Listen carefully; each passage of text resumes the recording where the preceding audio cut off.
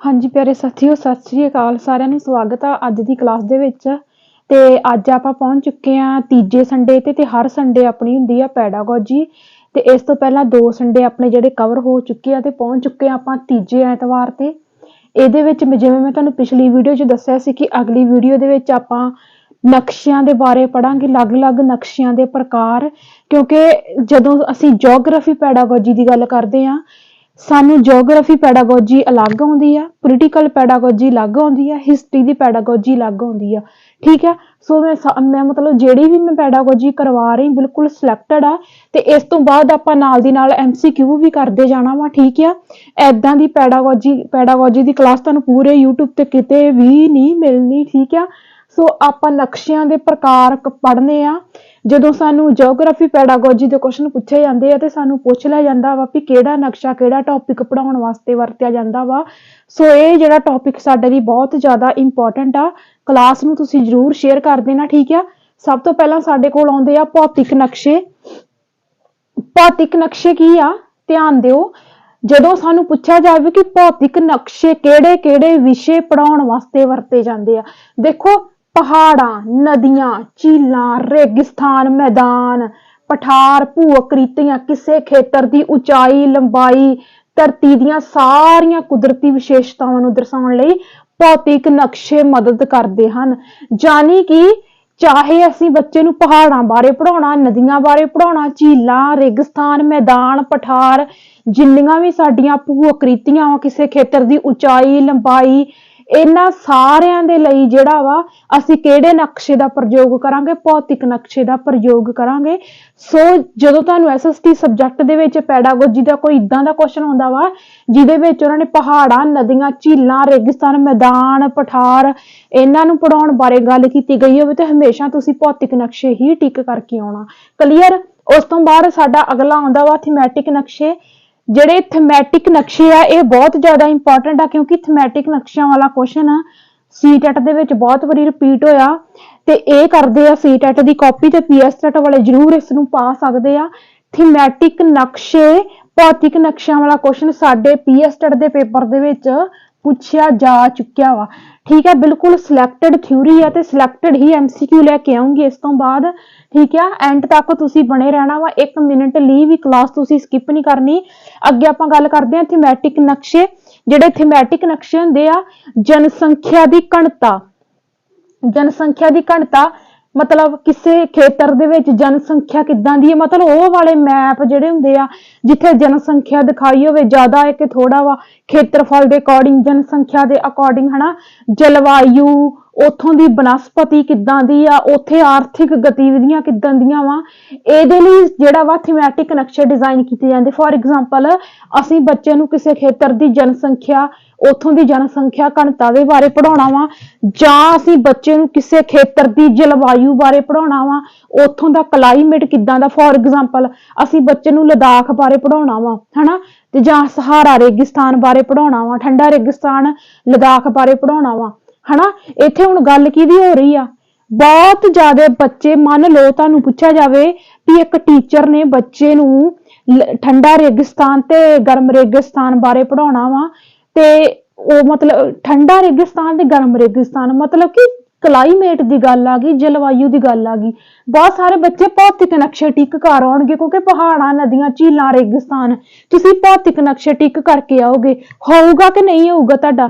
ਇੱਥੋਂ ਵੇਖੋ ਵੀ ਕਿੰਨੇ ਭੁਲੇਖੇ ਤੁਹਾਡੇ ਦੂਰ ਹੋ ਰਹੇ ਆ। ਵੇਖੋ ਇੱਥੇ ਮੈਂ ਤੁਹਾਨੂੰ ਕੀ ਦੱਸਿਆ, ਪਹਾੜਾਂ, ਨਦੀਆਂ, ਝੀਲਾਂ ਤੇ ਰੇਗਿਸਤਾਨ, ਮੈਦਾਨ, ਪਠਾਰ, ਭੂ-ਆਕ੍ਰਿਤੀਆਂ ਬਾਰੇ ਜਿਹੜਾ ਵਾ ਭੌਤਿਕ ਨਕਸ਼ੇ ਡਿਜ਼ਾਈਨ ਕੀਤੇ ਜਾਣਗੇ। ਪਰ ਉੱਥੇ ਸਾਨੂੰ ਉਹਨਾਂ ਨੇ MCQ ਪਾਤਾ ਵੀ ਜਲਵਾਯੂ ਦਾ ਵਖਰੇਵਾਂ ਬੱਚੇ ਨੂੰ ਪੜਾਉਣਾ ਵਾ। ਹੁਣ ਜਲਵਾਯੂ ਦਾ ਵਖਰੇਵਾਂ ਵੀ ਹੁਣ ਠੰਡਾ ਰੇਗਿਸਤਾਨ ਤੇ ਗਰਮ ਰੇਗਿਸਤਾਨ ਵੀ ਤੇ ਸ਼ੋਅ ਕਰਦੇ ਆ, ਉੱਥੋਂ ਦਾ ਕਲਾਈਮੇਟ ਦੇ ਅਕੋਰਡਿੰਗ ਹੀ ਉੱਥੇ ਠੰਡਾ ਰੇਗਿਸਤਾਨ, ਉੱਥੇ ਗਰਮ ਰੇਗਿਸਤਾਨ ਆ। ਸੋ ਭੌਤਿਕ ਨਕਸ਼ੇ ਨਹੀਂ ਉੱਥੇ ਟਿਕ ਕਰਨਾ, ਉੱਥੇ ਆਪਾਂ ਥੀਮੈਟਿਕ ਨਕਸ਼ੇ ਟਿਕ ਕਰਾਂਗੇ। ਕਾਰਨ ਕਿ ਜਿੱਥੇ ਕਲਾਈਮੇਟ ਦੀ ਗੱਲ ਆ ਗਈ, ਜਿੱਥੇ ਜਲਵਾਯੂ ਦੀ ਗੱਲ ਆ ਗਈ, ਉੱਥੇ ਅਸੀਂ ਥੀਮੈਟਿਕ ਨਕਸ਼ੇ ਟਿਕ ਕਰਾਂਗੇ, ਨਾ ਕਿ ਅਸੀਂ ਉੱਥੇ ਭੌਤਿਕ ਨਕਸ਼ੇ ਟਿਕ ਕਰਾਂਗੇ। ਠੀਕ ਹੈ, ਉਸ ਤੋਂ ਬਾਅਦ ਬਨਸਪਤੀ ਦੇ ਪ੍ਰਕਾਰ। ਬਨਸਪਤੀ ਦੇ ਪ੍ਰਕਾਰ ਮੈਂ ਤੁਹਾਨੂੰ ਕਰਵਾ ਚੁੱਕੀ ਇੱਕ ਵੀਡੀਓ ਦੇ ਵਿੱਚ। ਬਨਸਪਤੀ ਦੇ ਪ੍ਰਕਾਰ, ਬਨਸਪਤੀ ਹੁਣ ਜਿੱਥੇ ਜਿੱਦਾਂ ਦਾ ਕਲਾਈਮੇਟ ਆ, ਉੱਥੇ ਉਦਾਂ ਦੀ ਹੀ ਬਨਸਪਤੀ ਹੋਊਗੀ। ਜਦੋਂ ਅਸੀਂ ਗਰਮ ਸਥਾਨਾਂ ਦੀ ਗੱਲ ਕਰਦੇ ਹਾਂ, ਜਿੱਥੇ ਗਰਮ ਕਲਾਈਮੇਟ ਹੁੰਦਾ ਵਾ ਹਨਾ, ਉੱਥੇ ਬਨਸਪਤੀ ਕੰਡੇਦਾਰ ਹੁੰਦੀ, ਝਾੜੀਆਂ ਹੁੰਦੀਆਂ ਵਾ ਹਨਾ। ਸੋ ਇਸ ਪ੍ਰਕਾਰ ਦੇ ਟੌਪਿਕ ਜਦੋਂ ਅਸੀਂ ਬੱਚੇ ਨੂੰ ਪੜ੍ਹਾਉਣੇ ਆ ਤਾਂ ਉੱਥੇ ਥੀਮੈਟਿਕ ਨਕਸ਼ੇ ਹੀ ਜਿਹੜੇ ਆ ਪ੍ਰਯੋਗ ਦੇ ਵਿੱਚ ਆਉਣਗੇ। ਹੋਰ ਆਰਥਿਕ ਗਤੀਵਿਧੀਆਂ ਦੇ ਵਿੱਚ ਸਾਡੇ ਕਿਹੜੇ ਟੌਪਿਕ ਆਉਣਗੇ? ਉਹ ਟੌਪਿਕ ਮਤਲਬ ਕਿਸੇ ਇਲਾਕੇ ਦੇ ਲੋਕਾਂ ਦਾ ਜਿਹੜਾ ਵਾ ਜੀਵਨ ਨਿਰਬਾਹ ਉਹ ਕਿੱਦਾਂ ਚੱਲਦਾ ਹਨਾ, ਉੱਥੋਂ ਦੇ ਲੋਕ ਖੇਤੀਬਾੜੀ ਕਰਦੇ ਆ, ਕੋਈ ਵਪਾਰ ਕਰਦੇ ਆ, ਹੋਰ ਕਿਹੜਾ ਕਿੱਤਾ ਕਰਦੇ ਆ। ਜਦੋਂ ਅਸੀਂ ਏਦਾਂ ਦਾ ਟੌਪਿਕ ਬੱਚੇ ਨੂੰ ਪੜ੍ਹਾਉਣਾ ਵਾ, ਉਹਦੇ ਲਈ ਅਸੀਂ ਥੀਮੈਟਿਕ ਨਕਸ਼ੇ ਜਿਹੜੇ ਆ ਯੂਜ਼ ਕਰਾਂਗੇ। ਸੋ ਹੋਪ ਤੁਹਾਨੂੰ ਇਹਨਾਂ ਦੋਨਾਂ ਦੇ ਵਿੱਚ ਜਿਹੜਾ ਵਾ ਡਿਫਰੈਂਸ ਜਿਹੜਾ ਵਾ ਪਤਾ ਲੱਗ ਗਿਆ ਹੋਊਗਾ। ਇਸ ਤੋਂ ਬਾਅਦ ਅਸੀਂ ਜਾਣੇ ਆ, ਫਿਰ ਵੀ ਜੇਕਰ ਤੁਹਾਨੂੰ ਕੋਈ ਡਾਊਟ ਆ ਤੇ ਤੁਸੀਂ ਕਮੈਂਟ ਕਰਕੇ ਪੁੱਛ ਲੈਣਾ, ਤੇ ਟੈਲੀਗ੍ਰਾਮ ਚੈਨਲ ਮੇਰਾ ਜਰੂਰ ਜੁਆਇਨ ਕਰਨਾ ਵਾ, ਕਿਉਂਕਿ ਮੈਂ ਪਹਿਲਾਂ 2 ਸੰਡੇ ਦੇ ਵਿੱਚ ਜਿੰਨੀ ਵੀ ਪੈਡਾਗੋਜੀ ਕਰਵਾਈ ਮੈਂ PDF ਟੈਲੀਗ੍ਰਾਮ ਤੇ ਪਾਈ ਆ। ਜੋ ਕੁਛ ਵੀ ਮੈਂ ਕਰਵਾਉਣੀ ਆ ਇੱਥੇ, ਉਹ ਜਿਹੜੀ ਪੈਡਾਗੋਜੀ ਮੈਂ ਟੈਲੀਗ੍ਰਾਮ ਤੇ ਸੈਂਡ ਕੀਤੀ ਹੋਈ ਆ, ਤੇ ਅੱਜ ਵਾਲੇ ਸੰਡੇ ਦੀ ਵੀ ਮੈਂ ਸੈਂਡ ਕਰ ਦੇਣੀ ਆ ਟੈਲੀਗ੍ਰਾਮ ਤੇ। ਜਿਨ੍ਹਾਂ ਬੱਚਿਆਂ ਨੇ ਟੈਲੀਗ੍ਰਾਮ ਨਹੀਂ ਜੁਆਇਨ ਕੀਤਾ, ਡਿਸਕ੍ਰਿਪਸ਼ਨ ਜਰੂਰ ਚੈੱਕ ਕਰਿਆ ਕਰੋ, ਉੱਥੇ ਤੁਹਾਨੂੰ ਮੇਰੇ ਟੈਲੀਗ੍ਰਾਮ ਦਾ ਲਿੰਕ ਮਿਲ ਜੂਗਾ। ਅੱਗੇ ਆਪਾਂ ਜਾਣੇ ਵੀ ਅਗਲੇ ਨਕਸ਼ੇ ਜਿਹੜੇ ਆਪਣੇ ਉਹ ਕਿਹੜੇ ਆ। ਅੱਗੇ ਆ ਜਾਂਦੇ ਆ ਰਾਜਨੀਤਿਕ ਨਕਸ਼ੇ, ਜਿਹਨੂੰ ਅਸੀਂ ਪੋਲੀਟੀਕਲ ਮੈਪ ਕਹਿ ਦਿੰਦੇ ਆ। ਇਹ ਸਾਨੂੰ ਸਾਰਿਆਂ ਨੂੰ ਪਤਾ, ਜਿੱਦਾਂ ਹੁਣ ਅਸੀਂ PSTET ਦੀ ਤਿਆਰੀ ਲਈ ਜਦੋਂ ਅਸੀਂ ਪੋਲੀਟੀਕਲ ਦਾ ਵਿਸ਼ਾ ਪੜ੍ਹਦੇ ਆ ਤਾਂ ਉਹਦੇ ਵਿੱਚ ਸਾਨੂੰ ਹਰ ਇੱਕ ਸਟੇਟ ਦੀ ਕੈਪੀਟਲ ਜ਼ਰੂਰ ਪੜ੍ਹਨੀ ਪੈਂਦੀ ਆ, ਤੇ ਸਾਨੂੰ ਕਿਹਾ ਜਾਂਦਾ ਵਾ ਕਿ ਪੋਲੀਟੀਕਲ ਮੈਪ ਜ਼ਰੂਰ ਦੇਖੋ, ਕਿਉਂਕਿ ਉਹਦੇ ਵਿੱਚ ਸਾਨੂੰ ਪਤਾ ਲੱਗ ਜਾਂਦਾ ਕਿ ਕਿਹੜੀ ਸਟੇਟ ਦੀ ਕਿਹੜੀ ਕੈਪੀਟਲ ਆ। ਸੋ ਇਹ ਚੀਜ਼ ਜਾਣਨ ਲਈ ਕਿਹੜੇ ਨਕਸ਼ੇ ਹੁੰਦੇ ਆ? ਪੋਲੀਟੀਕਲ ਮੈਪ, ਯਾਨੀ ਕਿ ਸ਼ਹਿਰਾਂ, ਰਾਜਾਂ ਦੀਆਂ ਸੀਮਾਵਾਂ ਅਤੇ ਉਹਨਾਂ ਦੀਆਂ ਰਾਜਧਾਨੀਆਂ ਨੂੰ ਜਾਣਨ ਲਈ ਮਦਦ ਕਰਦੇ ਹਨ। ਕਿਹੜੇ?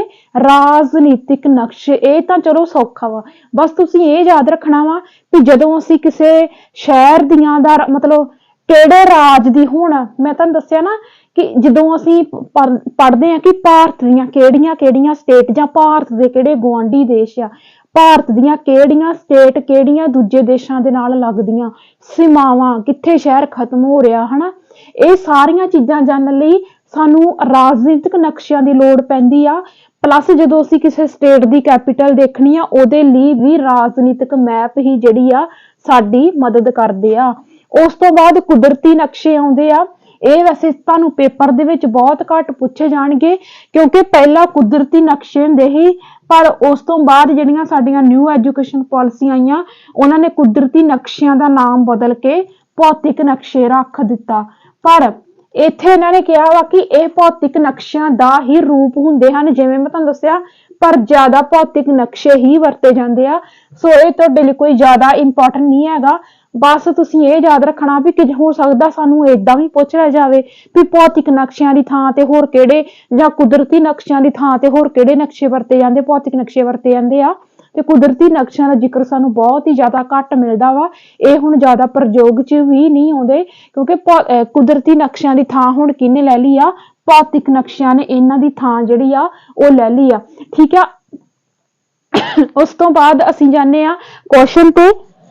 ਪੈਡਾਗੋਜੀ ਦੇ ਕੁਝ ਕੁਐਸਚਨ ਜਿਹੜੇ ਅਸੀਂ ਕਰਾਂਗੇ, ਤੁਹਾਡੇ ਕਮੈਂਟ ਵੀ ਆਉਂਦੇ ਸੀ ਕਿ ਜਿਹੜੀ ਪੈਡਾਗੋਜੀ ਦੀ ਕਲਾਸ ਆ ਉਹ ਲਗਭਗ 1 ਘੰਟੇ ਦੀ ਕਰ ਦਿੱਤੀ ਜਾਵੇ, ਤੇ ਕੋਸ਼ਿਸ਼ ਕਰਾਂਗੇ ਆਪਾਂ ਅੱਜ ਕਲਾਸ ਜਿਹੜੀ ਆ ਉਹ ਲੰਬੀ ਹੀ ਲਵਾਂਗੇ। ਉਸ ਤੋਂ ਬਾਅਦ ਜਾਣੇ ਆਪਾਂ MCQ ਤੇ। ਸਾਡੇ ਕੋਲ ਕੁਐਸਚਨ ਹੈਗਾ ਵਾ, ਇੱਕ ਸਮਾਜਿਕ ਵਿਗਿਆਨ ਦੀ ਅਧਿਆਪਕਾ ਆਪਣੇ ਵਿਦਿਆਰਥੀਆਂ ਨੂੰ ਉਹਨਾਂ ਦੇ ਖੇਤਰ ਵਿੱਚ ਸਿਹਤ ਸੁਵਿਧਾਵਾਂ ਦੀ ਹਾਲਤ ਬਾਰੇ ਜਾਂਚ ਕਰਵਾਉਣਾ, ਉਹਨਾਂ ਦੀਆਂ ਖੇਤਰ ਵਿੱਚ ਸਿਹਤ ਸੁਵਿਧਾਵਾਂ ਦੀ ਹਾਲਤ ਬਾਰੇ ਜਾਂਚ ਕਰਵਾਉਣਾ ਚਾਹੁੰਦੀ ਹੈ। ਕਹਿੰਦੇ ਹੇਠਾਂ ਵਿੱਚੋਂ ਉਹ ਕਿਹੜੀ ਪਾਠ ਯੋਜਨਾ ਤਿਆਰ ਕਰੇਗੀ? ਠੀਕ ਆ। ਹੁਣ ਦੇਖੋ ਕੁਐਸਚਨ ਨੂੰ ਸਮਝੋ। ਕਹਿੰਦੇ ਕਿ ਇੱਕ SST ਸਬਜੈਕਟ ਦੀ ਜਿਹੜੀ ਟੀਚਰ ਆ, ਉਹ ਕੀ ਆ, ਉਹ ਜਿਹੜੀਆਂ ਉਹਨਾਂ ਦੇ ਲੋਕਲ ਏਰੀਆ ਦੇ ਵਿੱਚ, ਖੇਤਰ ਦੇ ਵਿੱਚ ਕੋਈ ਸਿਹਤ ਸੁਵਿਧਾਵਾਂ ਜਿਹੜੀਆਂ ਵਾ ਉਹਨਾਂ ਦੀ ਜਾਂਚ ਕਰਾਉਣਾ ਚਾਹੁੰਦੀ। ਮਤਲਬ ਸਿਹਤ ਸੁਵਿਧਾਵਾਂ ਵਾ ਜਿਹੜੀਆਂ, ਜਾਨੀ ਹਸਪੀਟਲ ਹੋ ਗਏ ਜਾਂ ਹੋਰ ਸੁਵਿਧਾ ਕੇਂਦਰ ਜਿਹੜੇ ਹੋ ਗਏ ਜਿੱਥੇ ਮੈਡੀਸਿਨ ਵਗੈਰਾ ਮਿਲਦੀ ਆ ਹਨਾ, ਉੱਥੇ ਬੱਚਿਆਂ ਨੂੰ ਜਿਹੜਾ ਵਾ ਦੇਖਣਾ ਕਿ ਉੱਥੋਂ ਦੀ ਹਾਲਤ ਕਿੱਦਾਂ ਦੀ ਹੈ। ਤੇ ਕਹਿੰਦੇ ਉਹ ਕਿਵੇਂ ਦੀ ਪਾਠ ਯੋਜਨਾ ਤਿਆਰ ਕਰੂਗੀ। ਵੇਖੋ ਪਹਿਲੇ ਨੰਬਰ ਤੇ ਕਹਿੰਦੇ ਆ ਸਥਾਨਿਕ ਖੇਤਰਾਂ ਦੇ ਸਿਹਤ ਕੇਂਦਰਾਂ ਤੇ ਲਿਜਾਣਾ, ਬਿਲਕੁਲ ਸਹੀ ਆ ਇਹ ਪੁਆਇੰਟ ਕਿ ਬੱਚਿਆਂ ਨੂੰ ਜਿਹੜਾ ਵਾ ਉਹ ਸਥਾਨਕ ਖੇਤਰ ਦੇ ਵਿੱਚ ਉਹਨਾਂ ਦੇ ਜਿਹੜੇ ਸਿਹਤ ਕੇਂਦਰ ਪੈਂਦੇ ਆ ਉਹਨਾਂ ਤੇ ਲਿਜਾ ਕੇ ਲਾਈਵ ਦਿਖਾਊਗੀ। ਠੀਕ ਆ। ਦੂਜੀ ਆਪਸ਼ਨ ਹੈਗੀ ਆ, ਕਹਿੰਦੇ ਸਰਕਾਰ ਨੂੰ ਗਰੀਬਾਂ ਦੀ ਸਿਹਤ ਸੰਬੰਧੀ ਸੇਵਾਵਾਂ ਉਪਲਬਧ ਕਰਵਾਉਣ ਲਈ ਕਹਿਣਾ। ਹਾਂ, ਇਹ ਵੀ ਪੁਆਇੰਟ ਕਿਤੇ ਨਾ ਕਿਤੇ ਸਰਕਾਰ ਨੂੰ ਕਿਸੇ ਨਾ ਕਿਸੇ ਚੀਜ਼ ਰਾਹੀਂ, ਕਿਸੇ ਨਾ ਕਿਸੇ ਕੋਈ ਏਦਾਂ ਦੀ ਸੈਮੀਨਾਰ ਦੇ ਰਾਹੀਂ ਜਿਹੜਾ ਵਾ ਸਰਕਾਰ ਨੂੰ ਸੁਚੇਤ ਕੀਤਾ ਜਾ ਸਕਦਾ ਵੀ ਤੁਸੀਂ ਗਰੀਬਾਂ ਦੀ ਸਿਹਤ ਲਈ ਕਿੰਨੀਆਂ ਕੁ ਸੁਵਿਧਾਵਾਂ ਦੇ ਰਹੇ ਹੋ, ਹਨਾ। ਇਹ ਵੀ ਪੁਆਇੰਟ ਸਹੀ ਆ। ਸੀ ਪੁਆਇੰਟ ਦੇ ਵਿੱਚ ਇਹ ਕਹਿ ਰਿਹਾ ਪੂਰੇ ਵਿਸ਼ਵ ਵਿੱਚ ਪਾਏ ਜਾਣ ਵਾਲੇ ਕੁਪੋਸ਼ਣ ਦੇ ਅੰਕੜੇ। ਹੁਣ ਵੇਖੋ, ਜਦੋਂ ਤੁਹਾਨੂੰ ਕੋਈ ਏਦਾਂ ਦਾ ਕੁਐਸਚਨ ਆ ਜਾਏ, ਆਪਾਂ ਵੇਖਣਾ ਵਾ ਕਿ ਕੁਐਸਚਨ ਦੇ ਵਿੱਚ ਕਿਹੜੀ ਗੱਲ ਹੋ ਰਹੀ। ਕੁਐਸਚਨ ਦੇ ਵਿੱਚ ਖੇਤਰ ਦੀ ਗੱਲ ਹੋ ਰਹੀ ਆ, ਇੱਥੇ ਸਿਰਫ ਉਹਨਾਂ ਦੇ ਲੋਕਲ ਏਰੀਆ ਦੀ ਗੱਲ ਹੋ ਰਹੀ ਆ, ਵਿਸ਼ਵ ਦੀ ਤਾਂ ਇੱਥੇ ਕੋਈ ਗੱਲ ਹੀ ਨਹੀਂ ਹੋ ਰਹੀ। ਸੋ ਇਹ ਤੀਜੀ ਆਪਸ਼ਨ ਵਿੱਚ ਕਹਿ ਰਿਹਾ ਵਾ ਪੂਰੇ ਵਿਸ਼ਵ ਦੇ ਪਾਏ ਜਾਣ ਵਾਲੇ ਕੁਪੋਸ਼ਣ ਦੇ ਅੰਕੜੇ। ਇਹ ਆਪਸ਼ਨ ਬਿਲਕੁਲ ਗਲਤ ਆ। ਜੇ ਇੱਥੇ ਹੁੰਦੀ ਕਿ ਉਹਨਾਂ ਦੇ ਖੇਤਰ ਵਿੱਚ ਪਾਏ ਜਾਣ ਵਾਲੇ ਕੁਪੋਸ਼ਣ ਦੇ ਅੰਕੜੇ, ਜੇ ਖੇਤਰ ਦੀ ਗੱਲ ਆਉਂਦੀ ਫਿਰ ਸਾਡੀਆਂ ਤਿੰਨੋਂ ਦੀਆਂ ਤਿੰਨੋਂ ਆਪਸ਼ਨ ਸਹੀ ਜਾਣੀਆਂ ਸੀ। ਪਰ ਇੱਥੇ ਪੂਰਾ ਵਿਸ਼ਵ ਕਹਿ ਰਹੇ ਆ। ਵਿਸ਼ਵ ਦੇ ਨਾਲ ਇਹ ਕੁਐਸਚਨ ਦਾ ਕੋਈ ਲੈਣਾ ਦੇਣਾ ਨਹੀਂ ਆ।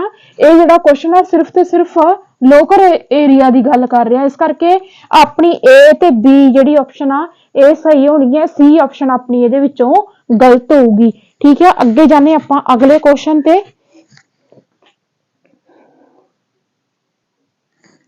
ਅਗਲਾ ਕੁਐਸਚਨ ਹੈਗਾ ਵਾ ਸਮਾਜਿਕ ਵਿਗਿਆਨ ਦਾ ਇੱਕ ਅਧਿਆਪਕ ਨਿਆਂ ਅਤੇ ਹਾਸ਼ੀਆਕਰਨ ਦੇ ਵਿਸ਼ੇ ਉੱਤੇ ਯੋਜਨਾ ਬਣਾ ਰਿਹਾ ਹੈ। ਇਸ ਸਬੰਧ ਵਿੱਚ ਕਿਹੜਾ ਵਿਕਲਪ ਸਹੀ ਹੈ? ਪਹਿਲੀ ਆਪਸ਼ਨ ਦੇ ਵਿੱਚ ਇਹ ਕਹਿੰਦੇ ਆ ਵਿਦਿਆਰਥੀ ਦੀ ਅਵਧਾਰਨਾ ਨੂੰ ਸਮਝਣਾ। ਠੀਕ ਹੈ, ਅਵਧਾਰਨਾ ਨੂੰ ਸਮਝਣਾ। ਦੂਜੀ ਆਪਸ਼ਨ ਦੇ ਵਿੱਚ ਇਹ ਕਹਿੰਦੇ ਆ ਦੈਨਿਕ ਜੀਵਨ ਵਿੱਚ ਨਿਆਂਪਾਲਿਕਾ ਕਿਵੇਂ ਕੰਮ ਕਰਦੀ ਹੈ, ਵਿਦਿਆਰਥੀ ਸਮਝਦੇ ਹਨ। ਠੀਕ ਹੈ, ਨਹੀਂ, ਇਹ ਪੁਆਇੰਟ ਗਲਤ ਆ। ਠੀਕ ਹੈ, ਵਾਸਤਵਿਕ ਜੀਵਨ ਵਿੱਚ ਨਿਆਂ ਬਾਰੇ ਸਮਝਦੇ ਹਨ। ਦੈਨਿਕ ਜੀਵਨ, ਇੱਥੇ ਇਹਨਾਂ ਨੇ ਦੈਨਿਕ ਜੀਵਨ ਲਿਖਤਾ, ਪਰ ਜੇ ਵਾਸਤਵਿਕ ਜੀਵਨ ਹੁੰਦਾ ਫਿਰ ਇਹ ਆਪਸ਼ਨ ਸਹੀ ਜਾਂਦੀ ਸੀ। ਪਰ ਤੀਜੀ ਆਪਸ਼ਨ ਦੇ ਵਿੱਚ ਸਾਨੂੰ ਵਾਸਤਵਿਕ ਜੀਵਨ ਦੀ ਆਪਸ਼ਨ ਮਿਲਦੀ ਆ। ਸੋ ਇਹ ਕਿਉਂਕਿ ਜਦੋਂ ਅਸੀਂ ਬੱਚੇ ਨੂੰ ਕੋਈ ਵੀ ਟੌਪਿਕ ਪੜ੍ਹਾਉਣਾ ਵਾ ਤੇ ਉਸ ਟੌਪਿਕ ਨੂੰ ਅਸੀਂ ਵਾਸਤਵਿਕ ਜੀਵਨ ਦੇ ਨਾਲ ਜਿਹੜਾ ਵਾ ਜੋੜ ਕੇ ਪੜ੍ਹਾਉਣਾ। ਇਹ ਆਪਸ਼ਨ ਸਹੀ ਆ। ਫਿਰ ਇਹ ਕਹਿੰਦੇ ਵਿਦਿਆਰਥੀ ਸਮਝਦੇ ਹਨ ਕਿ ਕਿਵੇਂ ਅਤੇ ਕਿਸ ਤਰ੍ਹਾਂ ਸਮਾਜਿਕ ਨਿਆਂ ਅਸਵੀਕਾਰ ਕੀਤਾ ਜਾਂਦਾ ਹੈ। ਯਾਨੀ ਕਿ ਜੋ ਚੀਜ਼ਾਂ ਅਸੀਂ ਨਿਆਂ ਦੇ ਬਾਰੇ, ਜਸਟਿਸ ਦੇ ਬਾਰੇ ਅਸੀਂ ਜੋ ਪੜ੍ਹਦੇ ਹਾਂ ਸਾਡੇ ਸੰਵਿਧਾਨ ਦੇ ਵਿੱਚ, ਉਹ ਚੀਜ਼ਾਂ ਕਿਤੇ ਨਾ ਕਿਤੇ ਸਾਡੀ ਰੀਅਲ ਲਾਈਫ ਦੇ ਵਿੱਚ ਨਹੀਂ ਹੁੰਦੀਆਂ। ਜੇ ਹੁੰਦੀਆਂ ਤੇ ਕੋਰਟ ਕਚਹਿਰੀਆਂ ਦੇ ਵਿੱਚ ਜਿੱਦਾਂ ਸਾਨੂੰ ਚੱਕਰ ਕੱਟਣੇ ਪੈਂਦੇ ਆ ਉਹ ਨਾ ਕੱਟਣੇ ਪੈਂਦੇ। ਸੋ ਇਹ ਪੁਆਇੰਟ ਬਿਲਕੁਲ ਇਹੋ ਹੀ ਚੀਜ਼ ਦੱਸ ਰਿਹਾ ਕਿ ਵਿਦਿਆਰਥੀ ਸਮਝਦੇ ਹਨ ਕਿ ਕਿਵੇਂ ਅਤੇ ਕਿਸ ਤਰ੍ਹਾਂ ਸਮਾਜਿਕ ਨਿਆਂ ਅਸਵੀਕਾਰ ਕੀਤਾ ਜਾਂਦਾ ਵਾ। ਇਹਦੀ B ਆਪਸ਼ਨ ਕੱਟ ਕੇ ਸਾਡੀਆਂ ਨਾ, ਇਹ ਨਾ ਮਤਲਬ ਮੇਰਾ ਬੋਰਡ ਛੋਟਾ ਕਰਕੇ ਮੈਂ ਐਵੇਂ ਕਰਵਾ ਰਹੀ ਹਾਂ, ਸਾਡੀਆਂ A B C ਸਹੀ ਆ, D ਨਹੀਂ ਸਹੀ, A B ਸਹੀ, ਏਦਾਂ ਆਪਸ਼ਨ ਆ।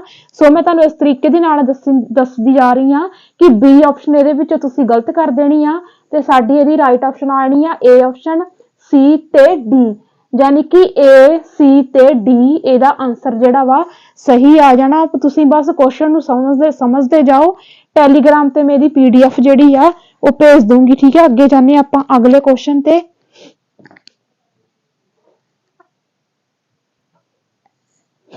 ਅਗਲਾ ਕੁਐਸਚਨ ਹੈਗਾ ਵਾ ਇੱਕ ਕੁੜੀ ਦਾ ਬਿਆਨ ਦਿੱਤਾ ਗਿਆ ਵਾ। ਇਹਦੇ ਵਿੱਚ ਇਹ ਕਹਿੰਦੇ ਆ ਕਿ ਮੈਂ ਇੱਕ ਮੁਸਲਮਾਨ ਖੇਤਰ ਵਿੱਚ ਰਹਿੰਦੀ ਹਾਂ। ਯਾਨੀ ਕਿ ਕੁੜੀ ਕਹਿ ਰਹੀ ਆ, ਕਹਿੰਦੀ ਕਿ ਮੈਂ ਇੱਕ ਮੁਸਲਿਮ ਖੇਤਰ ਦੇ ਵਿੱਚ ਰਹਿੰਦੀ ਹਾਂ। ਸਾਡੇ ਗੁਆਂਢ ਇੱਕ ਪਾਰਟੀ ਲਈ ਭੋਜਨ ਸੱਦੇ ਤੇ ਸਾਨੂੰ ਬੁਲਾਇਆ ਜਾਂਦਾ ਹੈ ਅਤੇ ਮੇਰੇ ਭਰਾ ਨੇ ਕੁੜਤਾ ਪਜਾਮਾ ਪਾਇਆ ਹੋਇਆ ਸੀ ਤੇ ਮੈਂ ਸਲਵਾਰ ਕਮੀਜ਼, ਪਰ ਬਾਅਦ ਵਿੱਚ ਅਸੀਂ ਕੱਪੜੇ ਬਦਲ ਕੇ ਜੀਨ ਟੀ-ਸ਼ਰਟ ਪਾ ਲਏ। ਤੁਸੀਂ ਇਸ ਕੁੜੀ ਦੇ ਬਿਆਨ ਤੇ ਕੀ ਅੰਦਾਜ਼ਾ ਲਗਾ ਸਕਦੇ ਹੋ? ਸੋ ਬਹੁਤ ਵਧੀਆ ਕੁਐਸਚਨ ਆ। ਇਹ ਕੁਐਸਚਨ ਸਾਨੂੰ CTET ਦੀ ਪੈਡਾਗੋਜੀ ਦੇ ਵਿੱਚ ਪੁੱਛਿਆ ਗਿਆ ਸੀਗਾ ਤੇ ਇਹ ਕੁਐਸਚਨ ਜੇ ਬਿਲਕੁਲ ਰਿਪੀਟਡ ਕੁਐਸਚਨ ਨੇ PSTET ਦੇ ਤੇ CTET ਦੇ ਮਿਕਸ ਪੈਡਾਗੋਜੀ। ਇਹ ਕਲਾਸ ਤੁਹਾਡੇ ਲਈ ਬਹੁਤ ਜ਼ਿਆਦਾ ਜ਼ਰੂਰੀ ਆ। ਇਹ ਆਪਸ਼ਨ ਦੇ ਵਿੱਚ ਇਹ ਕਹਿੰਦੇ ਆ ਕਿ ਕੱਪੜਿਆਂ ਨੂੰ ਪਹਿਚਾਣ ਕੇ ਨਿਸ਼ਾਨ ਦੇ ਰੂਪ ਵਿੱਚ ਦੇਖਿਆ ਜਾ ਸਕਦਾ ਹੈ। ਹਾਂ, ਕਿਤੇ ਨਾ ਕਿਤੇ ਸਹੀ ਲੱਗ ਰਹੀ ਆਪਸ਼ਨ ਇਹ। ਫਿਰ ਇਹ ਕਹਿੰਦੇ ਆ ਅਸੀਂ ਜੋ ਕੱਪੜੇ ਪਹਿਨਦੇ ਹਾਂ ਉਹਨਾਂ ਨੂੰ ਲੈ ਕੇ ਅਸੀਂ ਪੁਰਾਣੇ ਖਿਆਲਾਂ ਦੇ ਹੋ ਸਕਦੇ ਹਾਂ। ਇਹ ਆਪਸ਼ਨ ਬਿਲਕੁਲ ਗਲਤ ਆ ਕਿਉਂਕਿ ਕਿਤੇ ਨਾ ਕਿਤੇ ਇਹ ਰੂੜੀਵਾਦੀ ਧਾਰਨਾ ਪੇਸ਼ ਕਰ ਰਹੀ ਆ। ਇਹ ਵਾਲੀ ਜਿਹੜੀ ਆਪਸ਼ਨ ਆ ਤੇ ਰੂੜੀਵਾਦੀ ਧਾਰਨਾ ਤਾਂ ਅਸੀਂ ਕੱਟ ਕਰਨੀ ਹੈ। ਰੂੜੀਵਾਦੀ ਧਾਰਨਾ ਵੱਲ ਤੇ ਅਸੀਂ ਜਾਣਾ ਹੀ ਨਹੀਂ ਆ। B ਆਪਸ਼ਨ ਬਿਲਕੁਲ ਗਲਤ ਆ। ਕਹਿੰਦੇ ਆ ਕੱਪੜਿਆਂ ਨੂੰ ਆਰਾਮ ਵਾਸਤੇ ਮੌਕੇ ਅਨੁਸਾਰ ਪਹਿਨਣਾ ਚਾਹੀਦਾ ਹੈ। C ਆਪਸ਼ਨ ਬਿਲਕੁਲ ਸਹੀ ਆ ਕਿਉਂਕਿ ਕਿਤੇ ਨਾ ਕਿਤੇ ਇਸ ਬਿਆਨ ਦੇ ਵਿੱਚ ਇਹ ਵੀ ਲੱਗ ਰਿਹਾ ਵਾ ਵੀ ਉਹ ਕੁੜਤੇ ਪਜਾਮੇ ਜਾਂ ਸਲਵਾਰ ਕਮੀਜ਼ ਦੇ ਵਿੱਚ ਉਹ ਆਪਣੇ ਆਪ ਨੂੰ ਕੰਫਰਟੇਬਲ ਜਿਹੜਾ ਵਾ ਮਹਿਸੂਸ ਨਹੀਂ ਸੀ ਕਰ ਪਾ ਰਹੇ। ਕੰਫਰਟੇਬਲ ਹੋਣ ਲਈ ਵੀ ਉਹ ਆਪਣੇ ਕੱਪੜੇ ਜਿਹੜੇ ਆ ਚੇਂਜ ਕਰ ਸਕਦੀ ਆ ਆਰਾਮ ਵਾਸਤੇ ਜਾਂ ਮੌਕੇ ਅਨੁਸਾਰ। ਸੋ ਬੀ ਆਪਸ਼ਨ ਰੂੜੀਵਾਦੀ ਧਾਰਨਾ ਦੀ ਗੱਲ ਕਰਦੀ ਆ। ਤੇ ਫਿਰ ਇੱਥੋਂ ਹੀ ਤਾਂ ਏਦਾਂ ਹੀ ਅਸੀਂ ਸਹੀ ਆਪਸ਼ਨਾਂ ਲੱਭ ਸਕਦੇ ਆ। ਠੀਕ ਹੈ, ਬਸ ਤੁਸੀਂ ਮੈਂ MCQ ਕਰਵਾ ਰਹੀ ਹਾਂ ਪੈਡਾਗੋਜੀ ਦੇ ਸਿਰਫ ਤੇ ਸਿਰਫ ਤਾਂ ਕਰਕੇ ਕਿ ਤੁਹਾਨੂੰ ਪੈਡਾਗੋਜੀ, ਕਿਉਂਕਿ ਪੈਡਾਗੋਜੀ ਦੇ ਕੁਐਸਚਨ ਇਸੇ ਤਰ੍ਹਾਂ ਹੀ ਪੁੱਛੇ ਜਾਂਦੇ ਬਹੁਤ ਲੈਂਥੀ, ਤੇ ਤੁਹਾਡੀ ਅੰਡਰਸਟੈਂਡਿੰਗ ਜਿਹੜੀ ਆ ਉਹ ਬਣਦੀ ਜਾਊਗੀ। ਸੋ ਇਹ ਰੂੜੀਵਾਦੀ ਧਾਰਨਾ ਦੀ ਗੱਲ ਕਰ ਰਹੇ ਆ। ਬੀ ਆਪਸ਼ਨ ਆਪਣੀ ਹੋ ਜਾਊਗੀ ਬਿਲਕੁਲ ਗਲਤ, ਤੇ A ਤੇ C ਆਪਸ਼ਨ ਆਪਣਾ ਇਹਦਾ ਰਾਈਟ ਆਂਸਰ ਆ ਜਾਊਗਾ। A ਤੇ C ਕੱਪੜਿਆਂ ਨੂੰ ਪਹਿਚਾਣ ਕੇ ਨਿਸ਼ਾਨ ਦੇ ਰੂਪ ਵਿੱਚ ਦੇਖਿਆ ਜਾ ਸਕਦਾ ਵਾ। ਕੱਪੜਿਆਂ ਨੂੰ ਆਰਾਮ ਵਾਸਤੇ ਮੌਕੇ ਅਨੁਸਾਰ ਵੀ ਜਿਹੜਾ ਵਾ ਪਹਿਨਣਾ ਚਾਹੀਦਾ ਹੈ। ਠੀਕ ਹੈ, ਉਸ ਤੋਂ ਬਾਅਦ ਨੈਕਸਟ ਕੁਐਸਚਨ, ਬੋਰਡ ਤੇ ਇੱਕ ਇੱਕ ਕੁਐਸਚਨ ਲਿਖਣ ਤੇ ਬਹੁਤ ਜ਼ਿਆਦਾ ਟਾਈਮ ਲੱਗ ਰਿਹਾ ਵਾ, ਤੇ ਜੇ ਮੈਂ ਇਸ ਤਰੀਕੇ ਦੇ ਨਾਲ ਤੁਹਾਨੂੰ ਕਰਵਾ ਦਾਂ ਤੇ ਇਦਾਂ ਜਿਹੜਾ ਵਾ ਆਪਣੇ ਕੁਐਸਚਨ ਵੀ ਜ਼ਿਆਦਾ ਹੋ ਜਾਣਗੇ ਤੇ ਆਪਣੀ ਟਾਈਮ ਦੀ ਵੀ ਬਚਤ ਹੋ ਜੂਗੀ। ਵੇਖੋ ਮਤਲਬ ਇਹ ਮੈਂ ਤੁਹਾਨੂੰ ਪੂਰਾ ਪੁਆਇੰਟ ਜਿਹੜਾ ਲਿਖਣ ਵਾਲਾ ਹੋਊਗਾ ਬੋਰਡ ਤੇ ਮੈਂ ਲਿਖੂੰਗੀ। ਅਗਲਾ ਕੁਐਸਚਨ ਸਾਡਾ ਹੈਗਾ ਵਾ, ਕਹਿੰਦੇ ਹੇਠ ਦਿੱਤੇ ਗਏ ਕਿੰਨਾਂ ਪੱਖਾਂ ਦੇ ਆਧਾਰ ਤੇ ਵਿਦਿਆਰਥੀਆਂ ਨੂੰ ਆਲੋਚਨਾਤਮਕ ਚਿੰਤਨ ਕਰਨ ਵਿੱਚ ਅਭਿਪ੍ਰੇਰਨਾ ਮਿਲਦੀ ਹੈ। ਪਤਾ ਕੀ, ਹੁਣ ਇਹਨਾਂ ਨੇ ਸਾਨੂੰ 4 ਆਪਸ਼ਨ ਦਿੱਤੀਆਂ ਤੇ ਸਾਨੂੰ ਇਹਨਾਂ ਨੇ ਕੁਐਸਚਨ ਦਿੱਤਾ, ਕਹਿੰਦੇ ਆਪਾਂ ਉਹ ਆਪਸ਼ਨ ਚੁਣਨੀ ਆ ਜਿਹੜੀ ਆਪਸ਼ਨ ਸਾਨੂੰ ਕਹਿ ਰਹੀ ਹੋਵੇ ਕਿ ਬੱਚੇ ਜਿਹੜੇ ਆ ਉਹਨਾਂ ਦਾ ਆਲੋਚਨਾਤਮਕ ਜਿਹੜਾ ਵਾ ਚਿੰਤਨ ਹੋ ਰਿਹਾ ਵਾ, ਆਲੋਚਨਾਤਮਕ ਉਹਨਾਂ ਦਾ ਚਿੰਤਨ ਹੋ ਰਿਹਾ ਵਾ। ਪਹਿਲੀ ਆਪਸ਼ਨ ਦੇ ਵਿੱਚ ਇਹ ਕਹਿੰਦੇ ਆ ਹਿਮਾਲਿਆ ਤੇ ਗੰਗਾ ਨਦੀ ਦੀ ਵਿਵਸਥਾ ਬਣਨ ਦੀ ਪ੍ਰਕਿਰਿਆ ਦੀ ਵਿਆਖਿਆ ਕਰਨ ਦੇ ਨਾਲ। ਠੀਕ ਆ, ਕਹਿੰਦੇ ਆਲੋਚਨਾਤਮਕ ਚਿੰਤਨ ਬੱਚੇ ਦਾ ਇਹਦੇ ਨਾਲ ਵੀ ਹੋ ਸਕਦਾ ਵਾ ਕਿ ਬੱਚੇ ਹਿਮਾਲਿਆ ਤੇ ਗੰਗਾ ਨਦੀ ਦੀ ਵਿਵਸਥਾ ਪ੍ਰਕਿਰਿਆ, ਜਾਣੀ ਕਿ ਜਿਹੜੀ ਆਪਣਾ ਹਿਮਾਲਿਆ ਵਾ ਤੇ ਆਪਣੀ ਜਿਹੜੀ ਗੰਗਾ ਨਦੀ ਆ, ਹਿਮਾਲਿਆ ਤੇ ਗੰਗਾ ਨਦੀ ਆ ਜਿਹੜੀ ਆ ਇਹਨਾਂ ਦੀ ਪ੍ਰਕਿਰਿਆ ਕਿਸ ਪ੍ਰਕਾਰ ਚੱਲਦੀ ਆ। ਸੋ ਇਹ ਆਪਸ਼ਨ ਮੈਨੂੰ ਕਿਤੇ ਨਾ ਕਿਤੇ ਸਹੀ ਨਹੀਂ ਲੱਗ ਰਹੀ, ਕਿਉਂਕਿ ਆਲੋਚਨਾਤਮਕ ਚਿੰਤਨ ਪੈਦਾ ਕਰਨਾ ਬੱਚਿਆਂ ਦੇ ਵਿੱਚ ਤੇ ਹਿਮਾਲਿਆ ਗੰਗਾ ਨਦੀ ਦੀ ਪ੍ਰਕਿਰਿਆ ਕਿਸ ਤਰ੍ਹਾਂ ਕੰਮ ਕਰਦੀ ਇਹਦਾ ਕੋਈ ਮਤਲਬ ਨਹੀਂ ਰਹਿ ਜਾਂਦਾ। ਫਿਰ ਇਹ ਕਹਿੰਦੇ ਬਹੁ ਦਲ ਪ੍ਰਣਾਲੀ ਦੇ ਗੁਣ ਅਤੇ ਔਗਣ ਕੀ ਹਨ। ਠੀਕ ਹੈ, ਬਹੁਤ ਵਧੀਆ ਕੁਐਸਚਨ ਹੈ। ਬੀ ਆਪਸ਼ਨ ਦੇ ਵਿੱਚ ਇਹ ਕਹਿੰਦੇ ਆ ਜਿਹੜੀ ਸਾਡੀ ਬਹੁ ਦਲ ਪ੍ਰਣਾਲੀ ਆ, ਕਹਿੰਦੇ ਜਿਹੜੀ ਬਹੁ ਦਲ ਪ੍ਰਣਾਲੀ ਆ ਇਹਦੇ ਗੁਣ ਕੀ ਆ ਤੇ ਇਹਦੇ ਔਗਣ ਕੀ ਆ। ਗੁਣ ਤੇ ਪਲੱਸ ਔਗਣ ਦੋਵੇਂ, ਇਹ ਆਪਸ਼ਨ ਆਪਣੀ ਬਿਲਕੁਲ ਸਹੀ ਜਾਊਗੀ, ਕਿਉਂਕਿ ਜਦੋਂ ਬੱਚੇ ਕਿਸੇ ਚੀਜ਼ ਦੇ ਵਿੱਚ ਗੁਣ ਮੈਰਿਟਸ ਡੀਮੈਰਿਟਸ ਕੱਢਣਗੇ ਉਹਦੇ ਨਾਲ ਬੱਚਿਆਂ ਦਾ ਆਲੋਚਨਾਤਮਕ ਚਿੰਤਨ ਹੋਊਗਾ। ਠੀਕ ਹੈ, ਉਸ ਤੋਂ ਬਾਅਦ ਅਗਲੀ ਆਪਸ਼ਨ ਇਹ ਕਹਿੰਦੇ ਝਾਰਖੰਡ ਅਤੇ ਸਟੀਲ ਇਸਪਾਤ ਉਦਯੋਗ ਸਥਾਪਿਤ ਕਰਨ ਦੀ ਉਚਿਤ ਸਥਿਤੀਆਂ ਕਿਹੜੀਆਂ ਹੋ ਸਕਦੀਆਂ ਹਨ। ਇਹ ਤਾਂ ਕੋਈ ਮਾਇਨੇ ਨਹੀਂ ਰੱਖਦਾ, ਕਿਉਂਕਿ ਬੱਚੇ ਦੇ ਵਿੱਚ ਆਲੋਚਨਾਤਮਕ ਚਿੰਤਨ ਪੈਦਾ ਕਰਨਾ ਵਾ। ਕਿਸੇ ਕੰਪਨੀ ਇਸਪਾਤ ਸਟੀਲ ਕੰਪਨੀਆਂ ਕਿੱਦਾਂ ਕੰਮ ਕਰਦੀਆਂ ਇਹ ਕੋਈ ਮਤਲਬ ਨਹੀਂ ਰਹਿ ਜਾਂਦਾ। ਡੀ ਆਪਸ਼ਨ ਦੇ ਵਿੱਚ ਇਹ ਕਹਿੰਦੇ ਆ ਹੁਣ ਪਿੰਡਾਂ ਅਤੇ ਮਹਾਜਨ ਪਦਾਂ ਦੀਆਂ ਵਿਵਸਥਾ ਵਿੱਚ 3 ਅੰਤਰ ਦੱਸੋ।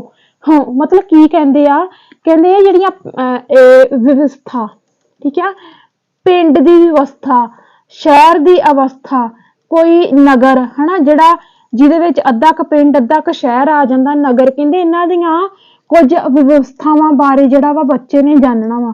ਜਦੋਂ ਵਿਵਸਥਾ ਬਾਰੇ ਬੱਚਾ ਜਾਣੂਗਾ ਤਾਂ ਬੱਚਾ ਵਾਕਿਆ ਹੀ ਉਹਦੇ ਵਿੱਚ ਚਿੰਤਨ ਪੈਦਾ ਹੋਊਗਾ ਕਿ ਪਿੰਡਾਂ ਦੇ ਵਿੱਚ ਕਿਸ ਤਰ੍ਹਾਂ ਦਾ ਸਿਸਟਮ ਆ, ਸ਼ਹਿਰਾਂ ਦੇ ਵਿੱਚ ਕਿਸ ਤਰ੍ਹਾਂ ਦਾ ਸਿਸਟਮ ਆ, ਮਹਾਜਨ ਯਾਨੀ ਕਿ ਜਿਹੜੇ ਵੱਡੇ ਨਗਰ ਆ ਉਹਨਾਂ ਦੇ ਵਿੱਚ ਕਿਸ ਤਰ੍ਹਾਂ ਦਾ ਸਿਸਟਮ ਆ।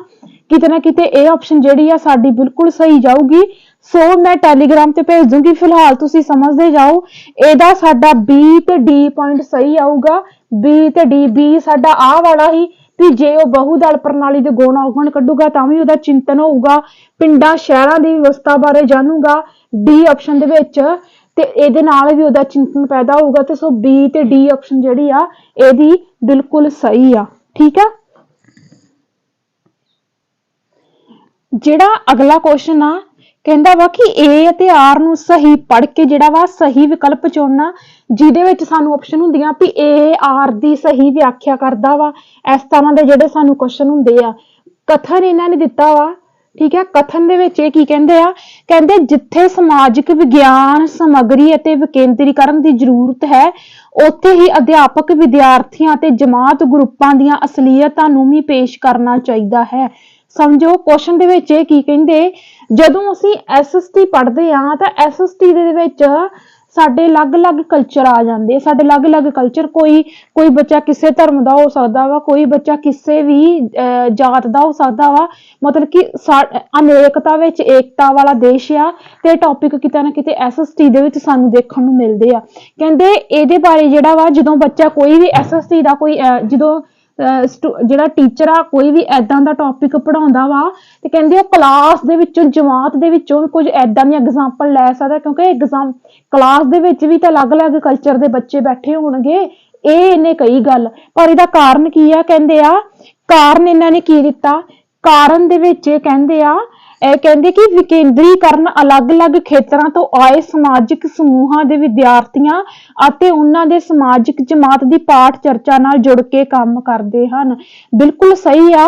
ਯਾਨੀ ਕਿ ਕਾਰਨ ਦੇ ਵਿੱਚ ਹੀ ਕੀ ਕਹਿੰਦੇ ਆ, ਕਹਿੰਦੇ ਕਿ ਜਮਾਤ ਦੇ ਵਿੱਚ ਵੀ ਅਲੱਗ-ਅਲੱਗ ਸਮੂਹਾਂ ਤੋਂ ਸਮਾਜ ਦੇ ਅਲੱਗ-ਅਲੱਗ ਸਮੂਹਾਂ ਤੋਂ ਬੱਚੇ ਆਉਂਦੇ ਇੱਕ ਕਲਾਸ ਦੇ ਵਿੱਚ, ਤੇ ਕਹਿੰਦੇ ਜੋ ਵੀ ਉਹਨਾਂ ਦਾ ਪਾਠ ਯੋਜਨਾ ਵਾ ਉਹ ਉਹਨਾਂ ਦੀ ਨਿੱਜੀ ਜੀਵਨ ਦੇ ਨਾਲ ਜੋੜ ਕੇ ਬਹੁਤ ਸੋਹਣੇ ਤਰੀਕੇ ਦੇ ਨਾਲ ਪੜ੍ਹਾਇਆ ਜਾ ਸਕਦਾ।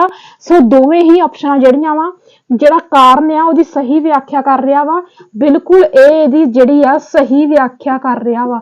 ਜਿਹੜੇ ਸਾਨੂੰ ਏਦਾਂ ਦੇ ਕੁਐਸਚਨ ਆਉਂਦੇ ਆ, ਇੱਥੇ ਸਾਨੂੰ ਇਹ ਸਮਝਣਾ ਹੁੰਦਾ ਵਾ ਵੀ ਇਹ ਜਿਹੜਾ ਕਥਨ ਦਿੱਤਾ ਗਿਆ ਵਾ ਕਿ ਇਹਦਾ ਸਹੀ ਕਾਰਨ ਬਣਦਾ ਵਾ, ਕਿ ਇਹ ਉਹਦੀ ਸਹੀ ਵਿਆਖਿਆ ਕਰ ਰਿਹਾ ਜਾਂ ਨਹੀਂ ਕਰ ਰਿਹਾ।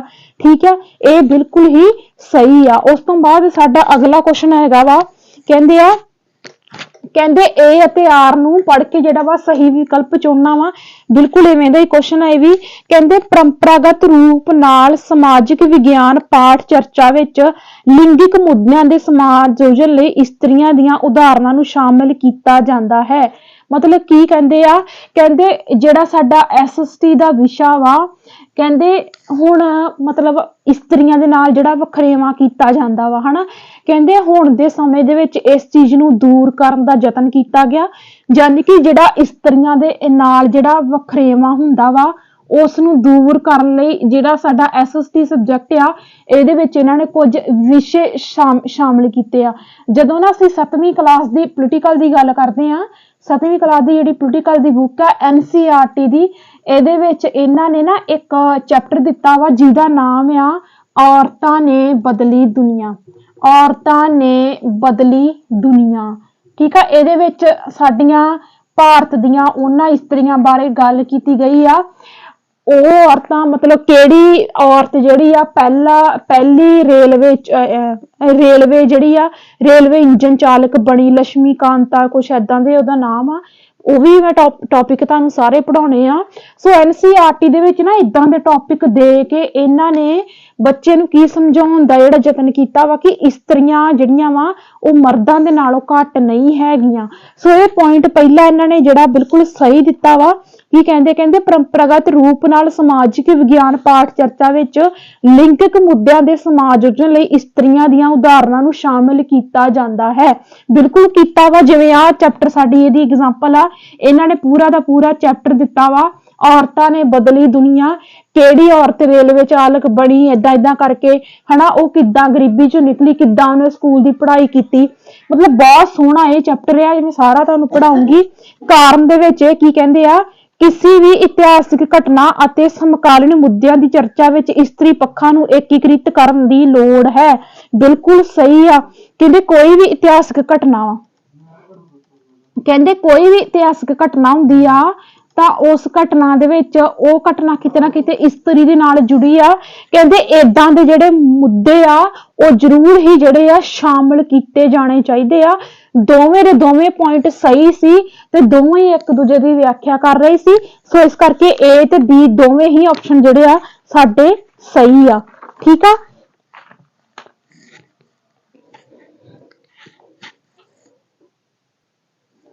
ਹੋਪਸੋ ਤੁਹਾਨੂੰ ਵਧੀਆ ਸਮਝ ਆ ਰਹੀ ਹੋਊਗੀ ਤੇ ਉਦਾਂ ਸਾਨੂੰ ਟਾਈਮ ਵੀ ਬੜਾ ਲੱਗ ਰਿਹਾ ਸੀ। ਅਗਲਾ ਕੁਐਸਚਨ ਹੈਗਾ ਵਾ, ਇਹਨਾਂ ਵਿੱਚੋਂ ਕਿਹੜਾ ਸੈਕੰਡਰੀ ਸਰੋਤ ਦਾ ਉਦਾਹਰਨ ਨਹੀਂ ਹੈ। ਮੈਂ ਤੁਹਾਨੂੰ ਕਰਵਾ ਵੀ ਚੁੱਕੀ ਆ, ਸ਼ਾਇਦ ਮੈਂ ਇਹ ਕੁਐਸਚਨ ਜਿਹੜਾ ਵਾ ਤੁਹਾਡੇ ਲਈ ਹੀ ਛੱਡ ਦਵਾਂ। ਮੈਂ ਤੁਹਾਨੂੰ ਸੈਕੰਡਰੀ ਸਰੋਤ, प्राथमिक स्रोत, ਇਹ मैं ਤੁਹਾਨੂੰ ਦੋਵੇਂ ਹੀ ਟੌਪਿਕ ਜਿਹੜੇ ਆ मैं करवा चुकी हाँ दूजे संडे ਦੇ ਵਿੱਚ। ठीक है, ਇਹ ਕਹਿੰਦੇ ਆ ਵੀ ਆਪਾਂ ਕੀ ਲੱਭਣਾ, ਉਹਨਾਂ ਨੇ ਆਪਸ਼ਨ ਦਿੱਤੀਆਂ ਕਿ ਸੈਕੰਡਰੀ ਸਰੋਤ ਕਿਹੜਾ ਨਹੀਂ ਆ, ਕਹਿੰਦੇ ਵਿਦਵਾਨਾਂ ਦੀਆਂ ਮੈਗਜ਼ੀਨਾਂ। ਠੀਕ ਹੈ, ਪਹਿਲੀ ਆਪਸ਼ਨ ਦੇ ਵਿੱਚ ਕੀ ਕਹਿੰਦੇ ਆ, ਵਿਦਵਾਨਾਂ ਦੀਆਂ ਮੈਗਜ਼ੀਨਾਂ। ਜਿਨ੍ਹਾਂ ਨੇ ਦੂਜੀ ਸੰਡੇ ਵਾਲੀ ਪੈਡਾਗੋਜੀ ਦੇਖੀ ਹੋਊਗੀ ਉਹਨਾਂ ਨੂੰ ਪਤਾ ਹੋਊਗਾ ਹਨਾ, ਵਿਦਵਾਨਾਂ ਦੀਆਂ ਮੈਗਜ਼ੀਨਾਂ। ਠੀਕ ਹੈ, ਫਿਰ ਇਹ ਕਹਿੰਦੇ ਆ ਆਤਮ ਕਥਾਵਾਂ। ਫਿਰ ਇਹ ਕਹਿੰਦੇ ਆ ਆਤਮ ਕਥਾਵਾਂ। ਆਪਾਂ ਚੁਣਨਾ ਵੀ ਕਿਹੜਾ ਸੈਕੰਡਰੀ ਸਰੋਤ ਦੇ ਵਿੱਚ ਨਹੀਂ ਆਉਂਦਾ। ਠੀਕ ਹੈ, ਫਿਰ ਇਹ ਅੱਗੇ ਕਹਿੰਦੇ ਆ ਡਾਇਰੀ। ਠੀਕ ਹੈ, ਡਾਇਰੀ। ਤੇ ਚੌਥੇ ਨੰਬਰ ਤੇ ਇਹ ਕਹਿੰਦੇ ਆ ਤਸਵੀਰਾਂ।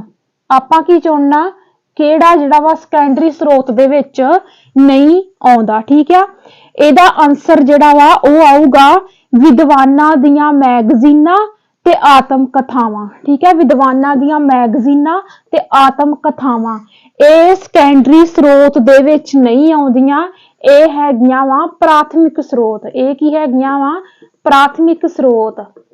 ਠੀਕ ਆ, ਇਹ ਜਿਹੜੀਆਂ ਵਿਦਵਾਨਾਂ ਦੀਆਂ ਮੈਗਜ਼ੀਨਾਂ ਤੇ ਆਤਮ ਕਥਾਵਾਂ ਇਹ ਸੈਕੰਡਰੀ ਸਰੋਤ ਦੇ ਵਿੱਚ ਨਹੀਂ ਆਉਂਦੀਆਂ। ਠੀਕ ਹੈ, ਅਗਲਾ ਕੁਐਸਚਨ ਹੈਗਾ ਵਾ ਮਿਡਲ ਲੈਵਲ ਤੇ ਸੁਤੰਤਰਤਾ ਸੰਗਰਾਮ ਦੇ ਉੱਪਰ ਪਰਿਯੋਜਨਾ ਤਿਆਰ ਕਰਨ ਲਈ ਕਿਹੜਾ ਸਭ ਤੋਂ ਵੱਧ ਲਾਹੇਵੰਦ ਹੋ ਸਕਦਾ। ਯਾਨੀ ਕਿ ਜਿਹੜਾ ਇੰਡੀਪੈਂਡੈਂਸ ਡੇ ਆ ਉਹਦੇ ਤੇ ਕੋਈ ਯੋਜਨਾ ਤਿਆਰ ਕਰਨੀ ਆ ਕਿ ਇਹਨਾਂ ਨੇ ਹੇਠਾਂ ਆਪਸ਼ਨ ਦਿੱਤੀਆਂ, ਕਹਿੰਦੇ ਕਿਹੜਾ ਆਪਸ਼ਨ ਸਹੀ ਹੋ ਸਕਦਾ। ਪਹਿਲੀ ਆਪਸ਼ਨ ਕਹਿੰਦੀ ਆ ਚਿੱਤਰ, ਮਤਲਬ ਪਿਕਚਰ ਬਣਾ ਕੇ ਕੋਈ ਯੋਜਨਾ ਤਿਆਰ ਕਰ ਲੈਣੀ ਸੁਤੰਤਰਤਾ ਸੰਗਰਾਮ ਤੇ, ਜਿਵੇਂ ਫॉर एग्जांपल ਲਾਲਾ ਲਾਜਪਤ ਰਾਏ ਆ, ਸ਼ਹੀਦ ਭਗਤ ਸਿੰਘ ਆ, ਉਹਨਾਂ ਦੀ ਫੋਟੋ ਬਣਾ ਲੈਣਾ। ਬੀ ਆਪਸ਼ਨ ਦੇ ਵਿੱਚ ਇਹ ਕਹਿੰਦੇ ਆ ਸੁਤੰਤਰਤਾ ਸੈਨਾਨੀਆਂ ਦੀਆਂ ਮਹੱਤਵਪੂਰਨ ਉਦਾਹਰਨਾਂ। ਠੀਕ ਹੈ, ਫਿਰ ਇਹ ਕਹਿੰਦੇ ਆ ਉਹ ਸਰੋਤ ਜਿਨ੍ਹਾਂ ਤੋਂ ਸੂਚਨਾ ਇਕੱਠੀ ਕੀਤੀ ਗਈ ਹੋਵੇ, ਪ੍ਰਸ਼ਨਾਵਲੀ ਤੇ ਆਧਾਰਿਤ ਅੰਕੜਿਆਂ ਦਾ ਸੰਗ੍ਰਹਿ।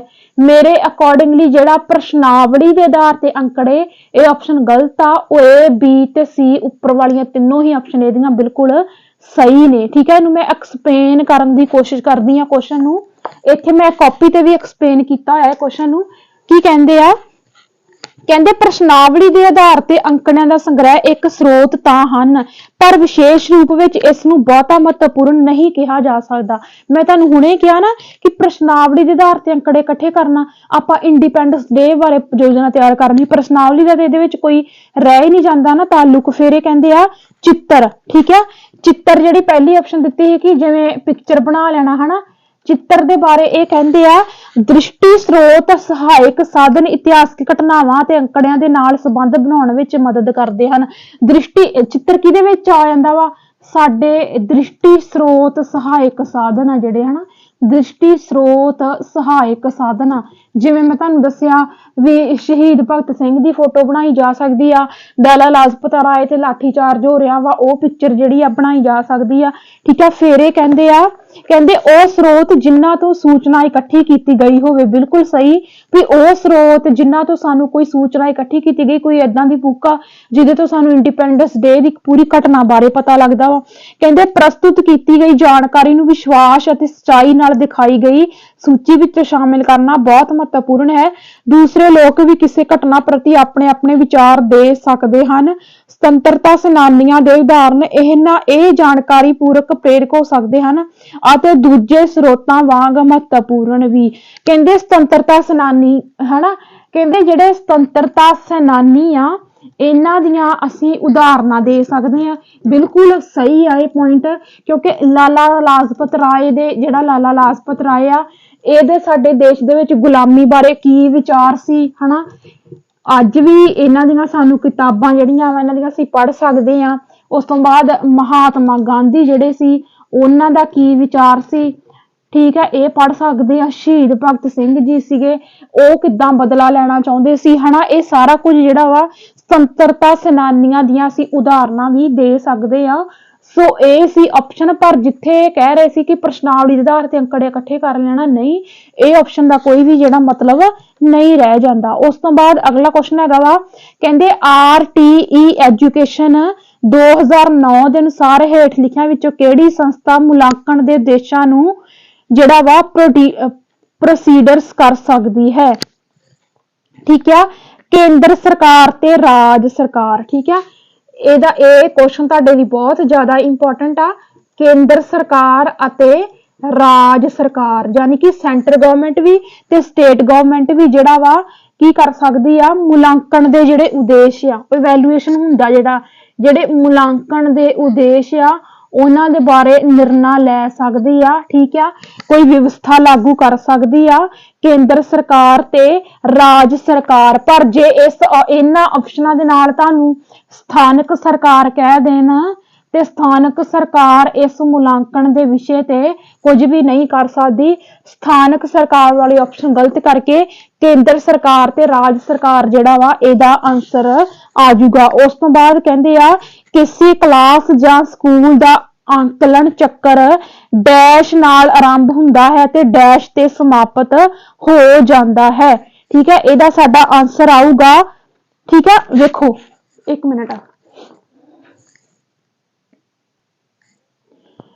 ਵੇਖੋ ਕੁਐਸਚਨ ਕੀ ਆ। ਕੁਐਸਚਨ ਦੇ ਵਿੱਚ ਇਹ ਕਹਿੰਦੇ ਆ ਕਿਸੇ ਕਲਾਸ ਵਿੱਚ ਜਿਹੜਾ ਸਕੂਲ ਦਾ ਅੰਕਲਨ ਚੱਕਰ ਆ ਡੈਸ਼ ਤੋਂ ਸ਼ੁਰੂ ਹੋ ਕੇ ਡੈਸ਼ ਤੇ ਖਤਮ ਹੋ ਜਾਂਦਾ ਵਾ। ਅੰਕਲਨ ਦੀ ਇੰਗਲਿਸ਼ ਕੀ ਆ, ਅਸੈਸਮੈਂਟ। ਠੀਕ ਆ, ਅਸੈਸਮੈਂਟ ਜਿਹੜਾ ਵਾ ਉਹ ਕਹਿੰਦੇ ਆ ਕਿਸੇ ਕਲਾਸ ਵਿੱਚ ਕਿੱਥੋਂ ਸ਼ੁਰੂ ਹੁੰਦਾ ਵਾ ਤੇ ਕਿੱਥੇ ਖਤਮ ਹੋ ਜਾਂਦਾ। ਧਿਆਨ ਰੱਖਣਾ, ਇੱਥੇ ਗੱਲ ਇਵੈਲੂਏਸ਼ਨ ਦੀ ਨਹੀਂ ਹੋ ਰਹੀ, ਇੱਥੇ ਗੱਲ ਕਿਹਦੀ ਹੋ ਰਹੀ ਆ, ਅਸੈਸਮੈਂਟ ਦੀ ਹੋ ਰਹੀ ਆ। ਅਸੈਸਮੈਂਟ ਪਲੇਸਮੈਂਟ ਤੋਂ ਸ਼ੁਰੂ ਹੁੰਦਾ ਵਾ ਤੇ ਸੁਮੇਟਿਵ ਦੇ ਖਤਮ ਹੋ ਜਾਂਦਾ ਵਾ। ਜਿੱਥੇ ਫਾਰਮੈਟ ਆ ਜਾਊਗਾ ਉਹ ਆਪਸ਼ਨ ਸਹੀ ਨਹੀਂ ਹੋਊਗੀ ਕਿਉਂਕਿ ਅਸੈਸਮੈਂਟ ਦੀ ਗੱਲ ਹੋ ਰਹੀ ਆ, ਇਵੈਲੂਏਸ਼ਨ ਦੀ ਗੱਲ ਨਹੀਂ ਹੋ ਰਹੀ। ਪਲੇਸਮੈਂਟ ਦਾ ਮਤਲਬ ਕੀ ਆ, ਸ਼ੁਰੂਆਤ ਵਿੱਚ ਬੱਚੇ ਦੀ ਸਮਝ ਦੇ ਆਧਾਰ ਤੇ, ਮਤਲਬ ਕਿ ਜਦੋਂ ਬੱਚਾ ਨਿਊ ਕਲਾਸ ਦੇ ਵਿੱਚ ਆਉਂਦਾ ਵਾ, ਨਵੀਂ ਕਲਾਸ ਦੇ ਵਿੱਚ ਆਉਂਦਾ, ਫੋਰ ਐਗਜ਼ਾਮਪਲ ਬੱਚਾ 6ਵੀਂ ਚ ਪਾਸ ਹੋ ਕੇ 7ਵੀਂ ਚ ਗਿਆ ਤੇ 7ਵੀਂ ਚ ਜਾਣ ਸਾਰ ਹੀ ਉਹਨੇ ਪਿਛਲੀ ਕਲਾਸ ਦੇ ਵਿੱਚ ਜੋ ਸਿੱਖਿਆ ਉਹਦੇ ਆਧਾਰ ਤੇ ਉਹਨੂੰ ਕੁਐਸਚਨ ਪੁੱਟ ਕੀਤੇ ਜਾਣਗੇ। ਠੀਕ ਹੈ, ਇਹ ਨਹੀਂ ਵੀ ਨਵੀਂ ਜਾਣਕਾਰੀ ਉਹਦੇ ਉੱਤੇ ਥੋਪ ਦੇਣੀ ਆਉਂਦਿਆਂ ਹੀ ਨਹੀਂ। ਸੋ ਇਹ ਹੁੰਦੀ ਆ ਪਲੇਸਮੈਂਟ ਕਿ ਸ਼ੁਰੂਆਤ ਵਿੱਚ ਬੱਚੇ ਦੀ ਸਮਝ ਦੇ ਆਧਾਰ ਤੇ ਇੱਥੋਂ ਸ਼ੁਰੂ ਹੋ ਕੇ ਅੰਕਲਨ ਕਿੱਥੇ ਸਾਡਾ ਖਤਮ ਹੋਊਗਾ, ਯਾਨੀ ਕਿ ਸਾਡੀ ਅਸੈਸਮੈਂਟ ਸਮੇਟਿਵ ਦੇ ਵਿੱਚ ਕੀ ਹੋਊਗਾ, ਸਾਲ ਦੇ ਖਤਮ ਹੋਣ ਤੇ ਗ੍ਰੇਡ। ਸਮੇਟਿਵ ਪਤਾ ਨਾ, ਸਮੇਟਿਵ ਸਾਲ ਦੇ ਐਂਡ ਤੇ ਲਿਆ ਜਾਂਦਾ ਵਾ। ਇਹਦੇ ਵਿੱਚ ਸਾਲ ਦੇ ਖਤਮ ਹੋਣ ਦੇ ਬੱਚੇ ਨੂੰ ਕੀ ਦਿੱਤੇ ਜਾਂਦੇ ਆ, ਗ੍ਰੇਡ ਦਿੱਤੇ ਜਾਂਦੇ ਆ। ਸੋ ਜਦੋਂ ਤੁਹਾਨੂੰ ਪੁੱਛ ਲਿਆ ਜਾਵੇ ਕਿ ਅਸੈਸਮੈਂਟ ਜਿਹੜਾ ਵਾ ਕਲਾਸ ਦੇ ਵਿੱਚ ਕਿੱਥੋਂ ਸ਼ੁਰੂ ਹੋ ਕੇ ਕਿੱਥੇ ਖਤਮ ਹੁੰਦਾ ਵਾ, ਆਨਸਰ ਤੁਹਾਡਾ ਆਉਣਾ ਚਾਹੀਦਾ ਵਾ ਪਲੇਸਮੈਂਟ ਤੋਂ ਸ਼ੁਰੂ ਹੋ ਕੇ ਸੁਮੇਟਿਵ ਤੇ ਖਤਮ ਹੋਊਗਾ। ਸੋ ਜਿਹੜੀ ਆਪਸ਼ਨ ਦੇ ਵਿੱਚ ਆ ਗਿਆ ਕਿ ਫਾਰਮੇਟਿਵ ਤੋਂ ਲੈ ਕੇ ਸਮੇਟਿਵ ਤੇ ਖਤਮ ਹੋਊਗਾ, ਉਹ ਆਪਸ਼ਨ ਤੁਹਾਡੀ ਬਿਲਕੁਲ ਗਲਤ ਹੋ ਜੂਗੀ। ਪਲੇਸਮੈਂਟ ਤੋਂ ਸ਼ੁਰੂ ਹੋ ਕੇ ਤੇ ਸੁਮੇਟਿਵ ਤੇ ਜਾ ਕੇ ਇਹ ਜਿਹੜਾ ਵਾ ਖਤਮ ਹੋ ਜਾਂਦਾ ਵਾ। ਗੱਲ ਕਿਹਦੀ ਹੋ ਰਹੀ ਆ, ਅਸੈਸਮੈਂਟ ਦੀ ਹੋ ਰਹੀ ਆ। ਆਹ ਕੁਐਸਚਨ ਜਿਹੜਾ ਵਾ ਨਾ ਇਹ ਸਾਨੂੰ ਪੀਐਸਟੈਟ ਦੇ ਪੇਪਰ ਵਿੱਚ ਪੁੱਛਿਆ ਗਿਆ ਸੀ। ਕਹਿੰਦੇ ਬੱਚੇ ਦੇ ਉਦੇਸ਼ਪੂਰਨ ਨਤੀਜਿਆਂ ਦਾ ਸੰਗ੍ਰਹਿ ਕੀ ਹੋ ਸਕਦਾ। ਠੀਕ ਹੈ, ਯਾਨੀ ਕਿ ਬੱਚੇ ਦੇ ਉਦੇਸ਼ਪੂਰਨ ਨਤੀਜਿਆਂ ਦਾ ਸੰਗ੍ਰਹਿ ਕੀ ਹੋ ਸਕਦਾ ਵਾ। ਠੀਕ ਹੈ, ਨੀਚੇ ਇਹਨਾਂ ਨੇ ਆਪਸ਼ਨ ਸਾਨੂੰ ਕੀ ਦਿੱਤੀਆਂ ਸੀ, ਇਹਨਾਂ ਨੇ ਇੱਕ ਆਪਸ਼ਨ ਸਾਨੂੰ ਦੇਤੀ ਰਿਪੋਰਟ ਕਾਰਡ। ਠੀਕ ਹੈ, ਰਿਪੋਰਟ ਕਾਰਡ ਤੇ ਦੂਜੀ ਆਪਸ਼ਨ ਇਹਨਾਂ ਨੇ ਸਾਨੂੰ ਦੇਤੀ ਪੋਰਟਫੋਲੀਓ। ਠੀਕ ਹੈ, ਪੋਰਟਫੋਲੀਓ। ਠੀਕ ਹੈ, ਫਿਰ ਇਹਨਾਂ ਨੇ ਸਾਨੂੰ ਤੀਜੀ ਆਪਸ਼ਨ ਦੇਤੀ ਅਸਾਈਨਮੈਂਟ। ਅਸਾਈਨਮੈਂਟ ਉਦੇਸ਼ਪੂਰਨ ਨਤੀਜਿਆਂ ਦਾ ਸੰਗ੍ਰਹਿ, ਮਤਲਬ ਕਿ ਜਿਸ ਉਦੇਸ਼ ਰਾਹੀਂ ਬੱਚਾ ਆਇਆ ਕਲਾਸ ਦੇ ਵਿੱਚ ਉਹਨਾਂ ਉਦੇਸ਼ਾਂ ਦਾ ਸੰਗ੍ਰਹਿ ਕੀ ਹੋ ਸਕਦਾ ਵਾ, ਕਿ ਰਿਪੋਰਟ ਕਾਰਡ ਹੋ ਸਕਦੇ, ਕਿ ਪੋਰਟਫੋਲੀਓ ਹੋ ਸਕਦਾ, ਕਿ ਅਸਾਈਨਮੈਂਟ ਹੋ ਸਕਦੇ ਆ। ਇਹਦਾ ਆਨਸਰ ਸਾਡਾ ਆਉਣਾ ਵਾ ਪੋਰਟਫੋਲੀਓ। ਪੋਰਟਫੋਲੀਓ ਦੀ ਸਭ ਤੋਂ ਵੱਡੀ ਐਗਜ਼ਾਮਪਲ ਆ ਆਹ ਵਾਲੀ ਫਾਈਲ। ਦੇਖੋ ਇੱਥੇ ਲਿਖਿਆ ਹੋਇਆ ਵਾ ਪੋਰਟਫੋਲੀਓ। ਪੋਰਟਫੋਲੀਓ ਮਤਲਬ ਕੀ ਆ ਕਿ ਮੇਰੀਆਂ ਪ੍ਰਾਪਤੀਆਂ, ਯਾਨੀ ਕਿ ਮੇਰੀਆਂ ਪ੍ਰਾਪਤੀਆਂ ਇਹ ਸਾਰੇ ਦੇ ਸਾਰੇ ਮੇਰੇ ਕੀ ਨੇ, ਸਰਟੀਫਿਕੇਟ ਨੇ, ਸਾਰੇ ਦੇ ਸਾਰੇ ਮੇਰੇ ਡੀਐਮਸੀ ਨੇ। ਠੀਕ ਹੈ, ਇਹ ਮੇਰੇ ਸਰਟੀਫਿਕੇਟ ਨੇ ਤੇ ਇਸੇ ਹੀ ਕਰਕੇ ਇਹਨੂੰ ਆਪਾਂ ਕੀ ਕਹਿੰਦੇ ਆ, ਪੋਰਟਫੋਲੀਓ। ਇਹ ਆ ਮੇਰਾ ਪੋਰਟਫੋਲੀਓ। ਸਾਡੀਆਂ ਉਦੇਸ਼ਪੂਰਨ ਨਤੀਜਿਆਂ ਦਾ ਸੰਗ੍ਰਹਿ ਕੀ ਹੋ ਸਕਦਾ ਵਾ, ਸਾਡਾ ਪੋਰਟਫੋਲੀਓ। ਜਿਵੇਂ ਕਿ ਮੇਰੇ ਉਦੇਸ਼ ਜਿਹੜੇ ਸੀ, ਮੈਂ ਜਿਹੜੇ ਉਦੇਸ਼ ਪ੍ਰਾਪਤ ਕਰਨੇ ਸੀ ਉਹ ਉਦੇਸ਼ ਹੈਗੀ ਆ ਮੇਰੀ ਇਹ ਫਾਈਲ, ਇਹ ਮੇਰਾ ਪੋਰਟਫੋਲੀਓ। ਠੀਕ ਹੈ, ਕੁਐਸਚਨ ਕਲੀਅਰ। ਇਹ ਜਿਹੜਾ ਟੌਪਿਕ ਤੁਸੀਂ ਜ਼ਰੂਰ ਯਾਦ ਰੱਖਣਾ ਵਾ, ਜਿੱਥੇ ਉਦੇਸ਼ਪੂਰਨ ਨਤੀਜਿਆਂ ਦੇ ਸੰਗ੍ਰਹਿ ਦੀ ਗੱਲ ਆ ਜੇ ਉਹ ਕੀ ਹੁੰਦਾ ਵਾ, ਸਾਡਾ ਪੋਰਟਫੋਲੀਓ। ਅਗਲਾ ਕੁਐਸਚਨ ਹੈਗਾ ਵਾ, ਕਹਿੰਦੇ ਸਮਾਜਿਕ ਵਿਗਿਆਨ ਦੀ ਇੱਕ ਅਧਿਆਪਕਾ ਮੁਲਾਂਕਣ ਕਰਨਾ ਚਾਹੁੰਦੀ ਹੈ ਕਿ ਵਿਦਿਆਰਥੀਆਂ ਨੇ ਜਨਸੰਖਿਆ ਪਿਰਾਮਿਡ ਨੂੰ ਸਮਝ ਲਿਆ ਹੈ ਜਾਂ ਨਹੀਂ, ਇਸ ਲਈ ਉਹ ਕੀ ਕਰੇਗੀ। ਯਾਨੀ ਕਿ ਉਹਨੇ ਜਨਸੰਖਿਆ ਪਿਰਾਮਿਡ ਵਾਲਾ ਕੋਈ ਟੌਪਿਕ ਬੱਚੇ ਨੂੰ ਪੜ੍ਹਾਇਆ, ਹੁਣ ਉਹਨੇ ਮੁਲਾਂਕਣ ਕਰਨਾ ਕਿ ਉਹਨਾਂ ਨੂੰ ਸਮਝ ਆਇਆ ਜਾਂ ਨਹੀਂ ਆਇਆ। ਪਹਿਲੀ ਆਪਸ਼ਨ ਕਹਿੰਦੇ ਆ ਉਹ ਜਨਸੰਖਿਆ ਪਿਰਾਮਿਡ ਨੂੰ ਪੜ੍ਹ ਸਕਦੇ ਹਨ ਤੇ ਉਸਦੀ ਵਿਆਖਿਆ ਕਰ ਸਕਦੇ ਹਨ। ਠੀਕ ਹੈ, ਪੜ੍ਹ ਤਾਂ ਸਕਣਗੇ ਪਰ ਵਿਆਖਿਆ ਵਾਲਾ ਕੋਈ ਕਨਸੈਪਟ ਜ਼ਰੂਰੀ ਨਹੀਂ ਰਹਿ ਜਾਂਦਾ। ਕਹਿੰਦੇ ਅੰਕੜਿਆਂ ਦੇ ਆਧਾਰ ਤੇ ਜਨਸੰਖਿਆ ਪਿਰਾਮਿਡ ਬਣਾ ਸਕਦੇ ਹਨ, ਬਿਲਕੁਲ ਬਣਾ ਸਕਦੇ ਆ, ਕਿਉਂਕਿ ਉਹਨਾਂ ਨੂੰ ਟੀਚਰ ਨੇ ਜਨਸੰਖਿਆ ਪਿਰਾਮਿਡ ਬਾਰੇ ਪੜ੍ਹਾਇਆ ਤੇ ਉਹ ਅੰਕੜਿਆਂ ਦੇ ਆਧਾਰ ਤੇ ਜਿਹੜਾ ਵਾ ਪਿਰਾਮਿਡ ਬਣਾ ਸਕਦੇ ਆ। ਕਹਿੰਦੇ ਜਨਸੰਖਿਆ ਪਿਰਾਮਿਡ ਦੀ ਸਹਾਇਤਾ ਨਾਲ ਰੁਜ਼ਗਾਰ ਤੇ ਲੱਗੇ ਲੋਕਾਂ ਬਾਰੇ ਅਨੁਮਾਨ ਲਗਾਇਆ ਜਾ ਸਕਦਾ ਵਾ। ਸੋ ਬੀ ਤੇ ਸੀ ਆਪਸ਼ਨ ਜਿਹੜੀਆਂ ਵਾ ਇਹਦੀਆਂ ਰਾਈਟ ਆਉਣਗੀਆਂ। ਇਹ ਆਪਸ਼ਨ ਜਿਹੜੀ ਆ ਸਹੀ ਆਊਗੀ, ਕਿਉਂਕਿ ਵਿਆਖਿਆ ਦਾ ਕਨਸੈਪਟ ਐਸਐਸਟੀ ਦੀ ਵਿਸ਼ੇ ਦੀ ਜਦੋਂ ਅਸੀਂ ਗੱਲ ਕਰਦੇ ਹਾਂ ਤਾਂ ਵਿਆਖਿਆ ਵਾਲਾ ਕਨਸੈਪਟ ਤੇ ਬਿਲਕੁਲ ਗਲਤ ਮੰਨਿਆ ਜਾਂਦਾ ਵਾ। ਵਿਆਖਿਆ ਵਾਲਾ ਕਨਸੈਪਟ ਜਿਹੜਾ ਵਾ ਇਹ ਸਾਨੂੰ ਪੰਜਾਬੀ ਤੇ ਜਾਂ ਦੂਜੇ ਵਿਸ਼ਿਆਂ ਦੇ ਵਿੱਚ ਕੰਮ ਕਰਦਾ ਵਾ, ਪਰ ਜਿਹੜਾ ਵਿਆਖਿਆ ਸ਼ਬਦ ਇਹਨਾਂ ਨੇ ਇੱਥੇ ਵਰਤਿਆ ਇਹਦਾ ਐਸਐਸਟੀ ਦੇ ਨਾਲ ਕੋਈ ਲੈਣਾ ਦੇਣਾ ਨਹੀਂ ਹੈਗਾ ਵਾ। ਬੀ ਤੇ ਸੀ ਆਪਸ਼ਨ ਅੰਕੜਿਆਂ ਦੇ ਆਧਾਰ ਤੇ ਜਨਸੰਖਿਆ ਪਿਰਾਮਿਡ ਬਣਾ ਸਕਦੇ ਆ ਬੱਚੇ, ਜੇ ਉਹਨਾਂ ਨੂੰ ਟੀਚਰ ਦੁਆਰਾ ਅੰਕੜਿਆ ਪਿਰਾਮਿਡ ਟੌਪਿਕ ਜਿਹੜਾ ਪੜ੍ਹਾਇਆ ਗਿਆ। ਜਨਸੰਖਿਆ ਪਿਰਾਮਿਡ ਦੀ ਸਹਾਇਤਾ ਨਾਲ ਰੁਜ਼ਗਾਰ ਤੇ ਲੱਗੇ ਲੋਕਾਂ ਬਾਰੇ ਅਨੁਮਾਨ ਜਿਹੜਾ ਵਾ ਉਹ ਲਗਾਇਆ ਜਾ ਸਕਦਾ ਵਾ। ਠੀਕ ਆ, ਉਸ ਤੋਂ ਬਾਅਦ ਅਗਲਾ ਕੁਐਸਚਨ ਹੈਗਾ ਵਾ, ਕਹਿੰਦੇ ਹੇਠ ਲਿਖਿਆਂ ਵਿੱਚੋਂ ਕਿਸ ਦੀ ਮਦਦ ਨਾਲ ਵਿਦਿਆਰਥੀਆਂ ਦੇ ਵਿਸ਼ਲੇਸ਼ਣ ਕਰਨ ਦੇ ਕੌਸ਼ਲ ਨੂੰ ਮਾਪਿਆ ਜਾ ਸਕਦਾ ਵਾ। ਠੀਕ ਆ,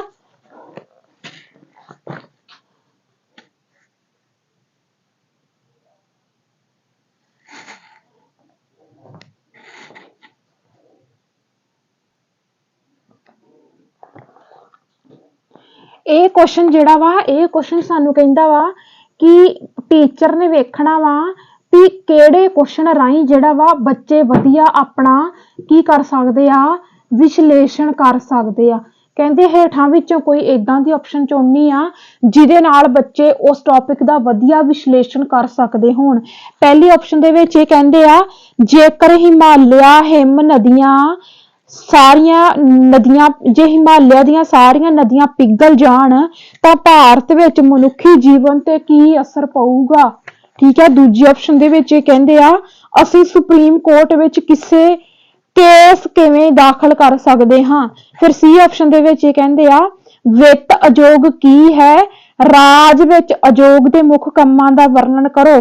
ਤੇ ਡੀ ਆਪਸ਼ਨ ਦੇ ਵਿੱਚ ਇਹ ਕਹਿੰਦੇ ਆ ਭਾਰਤ ਵਿੱਚ ਰਾਸ਼ਟਰੀ ਏਕੀਕਰਨ ਬਣਾਉਣਾ ਕਿਉਂ ਜ਼ਰੂਰੀ ਹੈ।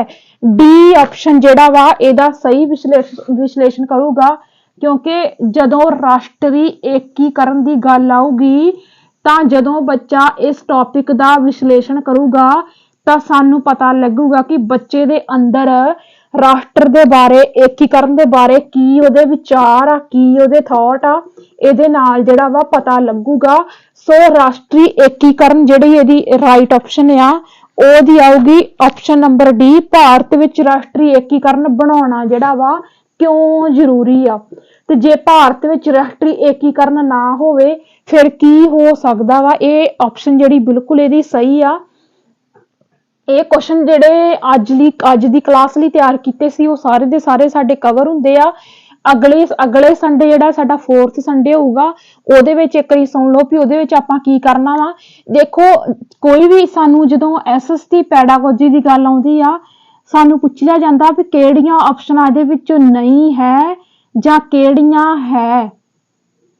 ਯਾਨੀ ਕਿ ਜਿਹੜੀ ਅਗਲੀ ਕਲਾਸ ਆ ਉਹਦੇ ਵਿੱਚ ਮੈਂ ਤੁਹਾਨੂੰ ਦੱਸੂਗੀ ਵੀ ਐਸਐਸਟੀ ਪੈਡਾਗੋਜੀ ਦੇ ਵਿੱਚੋਂ ਸਕਾਰਾਤਮਕ ਜਾਂ ਫਿਰ ਨੈਗੇਟਿਵ ਤੇ ਪੋਜ਼ਿਟਿਵ ਪੁਆਇੰਟ, ਨੈਗੇਟਿਵ ਤੇ ਪੋਜ਼ਿਟਿਵ ਪੁਆਇੰਟ। ਠੀਕ ਆ, ਇਹਨਾਂ ਪੋਜ਼ਿਟਿਵ ਪੁਆਇੰਟ ਜਿਹੜੇ ਆ ਐਸਐਸਟੀ ਪੈਡਾਗੋਜੀ ਦੇ ਵਿੱਚ ਕਿਹੜੇ ਉਹ ਪੁਆਇੰਟ ਆ ਜਿਹੜੇ ਲਾਗੂ ਨਹੀਂ ਹੁੰਦੇ, ਕਿਹੜੇ ਉਹ ਪੁਆਇੰਟ ਆ ਜਿਹੜੇ ਲਾਗੂ ਹੁੰਦੇ ਆ, ਉਹ ਸਾਰੇ ਦੇ ਸਾਰੇ ਪੁਆਇੰਟ ਮੈਂ ਤੁਹਾਨੂੰ ਕਰਵਾਉਂਗੀ। ਤਕਰੀਬਨ 40 ਪੁਆਇੰਟ ਨੈਗੇਟਿਵ ਤੇ 40 ਪੁਆਇੰਟ ਤੁਹਾਨੂੰ ਮੈਂ ਪੋਜ਼ਿਟਿਵ ਕਰਵਾਉਂਗੀ। ਅਗਲੀ ਕਲਾਸ ਵੀ ਸਾਡੀ ਬਹੁਤ ਜ਼ਿਆਦਾ ਇੰਪੋਰਟੈਂਟ ਰਹਿਣ ਵਾਲੀ ਹੈ। ਸੋ ਤੁਹਾਨੂੰ ਜਿੱਦਾਂ ਦੀ ਮਰਜ਼ੀ ਪੈਡਾਗੋਜੀ ਆਵੇ, ਆ ਜਿਹੜੇ ਨੈਗੇਟਿਵ ਤੇ ਪੋਜ਼ਿਟਿਵ ਪੁਆਇੰਟ ਮੈਂ ਤੁਹਾਨੂੰ ਕਰਾਉਂਗੀ ਐਸਐਸਟੀ ਪੈਡਾਗੋਜੀ ਦੇ, ਉਹਦੇ ਨਾਲ ਤੁਹਾਡੀ ਸਾਰੀ ਦੀ ਸਾਰੀ ਪੈਡਾਗੋਜੀ ਜਿਹੜੀ ਆ ਸੋਲਵ ਹੋ ਜਾਣੀ ਹੈ ਤੇ ਤੁਹਾਨੂੰ ਕਿਤੋਂ ਵੀ SST ਦੀ ਪੈਡਾਗੋਜੀ ਪੜ੍ਹਨ ਦੀ ਲੋੜ ਨਹੀਂ ਪੈਣੀ। ਸੋ ਜੇਕਰ ਤੁਹਾਨੂੰ ਅੱਜ ਵਾਲੀ ਕਲਾਸ ਲੱਗੀ ਬਹੁਤ ਵਧੀਆ, ਲਾਈਕ ਜ਼ਰੂਰ ਕਰਨਾ ਵਾ, ਕਮੈਂਟ ਕਰਕੇ ਜ਼ਰੂਰ ਦੱਸਿਓ ਕਿਵੇਂ ਲੱਗੀ ਕਲਾਸ। ਤੇ ਮਿਲਦੇ ਆਪਾਂ ਅਗਲੀ ਵੀਡੀਓ ਦੇ ਵਿੱਚ। ਉਹਦੇ ਵਿੱਚ ਆਪਾਂ ਕਰਾਂਗੇ SST ਪੈਡਾਗੋਜੀ ਦੇ ਨੈਗੇਟਿਵ ਤੇ ਪੋਜ਼ਿਟਿਵ ਪਹਿਲੂ, ਸਕਾਰਾਤਮਕ ਤੇ ਨਕਾਰਾਤਮਕ ਪਹਿਲੂ ਆਪਾਂ ਪੜਾਂਗੇ SST ਪੈਡਾਗੋਜੀ ਦੇ। ਮਿਲਦੇ ਆਪਾਂ ਅਗਲੀ ਵੀਡੀਓ ਦੇ ਵਿੱਚ। ਸਤਿ ਸ਼੍ਰੀ ਅਕਾਲ ਸਾਰਿਆਂ ਨੂੰ।